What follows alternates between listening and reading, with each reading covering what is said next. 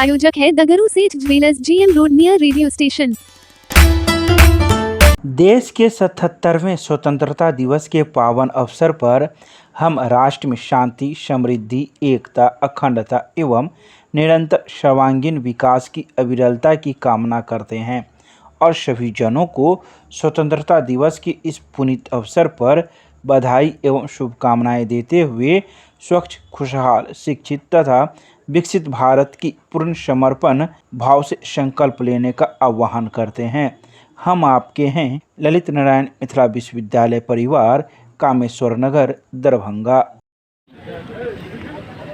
हम सभी एक दूसरे को बधाई दे रहे हैं।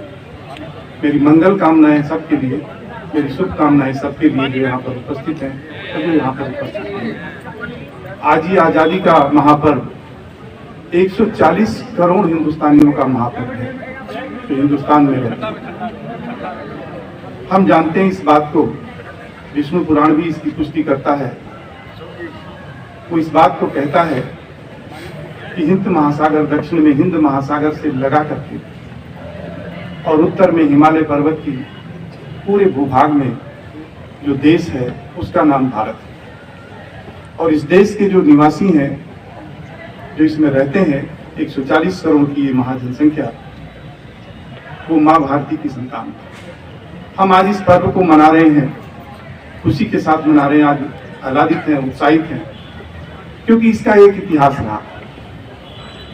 इतिहास हमें आगे चलने की प्रेरणा देता है, कैसे हम और चीजों को कर सकते हैं, उत्तम तरीके से कर सकते हैं, आगे जाने में कितनी और सहूलियतें ला सकते हैं, इस बात की हमें प्रेरणा देता है। आज का ये यादगार दिन हम सब मिलकर के इस आज़ादी की लड़ाई में अपने प्राणों की आहूति देने वाले तमाम ज्ञात और अज्ञात शहीदों को आज भारतवर्ष के 140 करोड़ की जनसंख्या नमन कर रही है, क्योंकि उनके संघर्ष का परिणाम आज हमारे।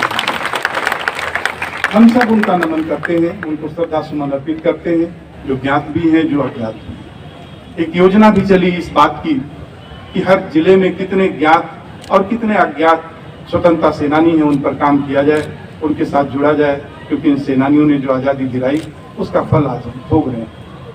हर बात में जहां आप आगे जाना चाहते हैं, अपनी यात्रा आगे ले जाना चाहते हैं, उत्तर वृद्धि चाहते हैं, विकास चाहते हैं, संगठन चाहते हैं, समूह चाहते हैं, सबका योगदान चाहते हैं, सबसे कनेक्ट होना चाहते हैं, उस दशा में कुछ प्रतीक बनाए जाते हैं और उन प्रतीकों के माध्यम से हम संगठन को मजबूती देते हैं, कार्य को करते हैं, उसके साथ अपने आप को कनेक्ट करते हैं। आज़ादी की लड़ाई में ये दो प्रतीक बने, बड़े स्वाभाविक प्रतीक थे, जिन प्रतीकों के लिए कुछ हमें विज्ञापन नहीं देना पड़ा, कुछ किसी से कहना नहीं पड़ा, केवल उन प्रतीकों के माध्यम से एक उत्साह, एक जज्बा पैदा हुआ देश की सभी निवासियों में, देशवासियों में। दो प्रतीकों में आज एक प्रतीक के नीचे हम यहाँ खड़े हुए हैं, ये राष्ट्र ध्वज है भारत का, ये बड़ा प्रतीक बना जो हमारी एकता का संवाहक बना, हमारे संगठन का संवाहक बना, हमारे उस भाईचारे का संवाहक बना। दूसरा प्रतीक भारत का वो भूभाग है जिसे हम भारत माता के नाम से जानते हैं, जिसकी हम संतान हैं, तो दूसरा प्रतीक। इन दोनों प्रतीकों ने आज़ादी की लड़ाई में जो योगदान दिया वो आज भी धड़कनों में चलता है, आज भी याद करके रोमांच हो जाता है, हम सिहर जाते हैं और श्रद्धा सुमन अर्पित करने के लिए मस्तक झुक जाता है ऐसे तमाम शहीदों के लिए, जिनकी वजह से हमें आज़ादी मिली, जिनके योगदान से आज़ादी मिली, जिन्होंने अपने प्राणों की आहुति दी। कोई बड़े लोग, बहुत उम्र के लोग नहीं थे आज़ादी की लड़ाई में, हर उम्र के लोग आज़ादी की लड़ाई में थे। बालक भी था, 20 साल का, 18 साल का, 14 साल का बालक भी था, और इसमें अंतिम पड़ाव में चलने वाले लोग भी सब शामिल थे। इन प्रतीकों ने इस संगठन को बहुत मजबूत किया, आज़ादी की लड़ाई को बहुत मजबूत किया, और आज भी हम इस झंडे की आन बान शान के लिए संघर्ष करते हैं। वो हमारी मर्यादा का प्रतीक है, हमारी शान का प्रतीक है। बहुत तमाम सारी शक्तियाँ, तमाम सारी चीज़ें इतने वर्षों में इतने झंझावत आए, क्योंकि जीवन की यात्रा और देश की यात्रा बड़ी लंबी यात्रा होती है, वो छोटी यात्रा नहीं होती जो तिथियों में गिनी जा सके।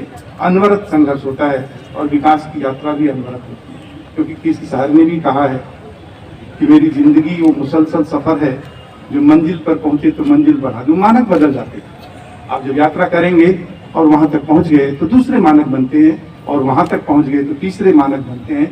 आपका ये सफरनामा कभी रुकता नहीं है, कभी झुकता नहीं है, कभी गिरता नहीं, कभी झुकता नहीं। इस सफरनामे में आजादी की यात्रा ये रही, और आज भी आजाद होने के बाद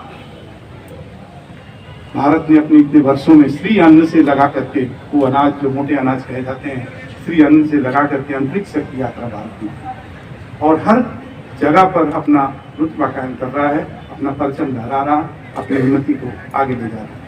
हम उस भारत के लिए आज समर्पित हैं, उस संपूर्ण भारतवासियों के लिए आज समर्पित हैं। इस खुशी के दिन पर एक बार पुनः मैं सभी लोगों को जो यहाँ उपस्थित हैं, जो नहीं भी उपस्थित हैं, विश्वविद्यालय के हमारे छात्र हैं, छात्र के परिवार से हैं, सबको बधाई देता हूँ, उनकी मंगल कामना।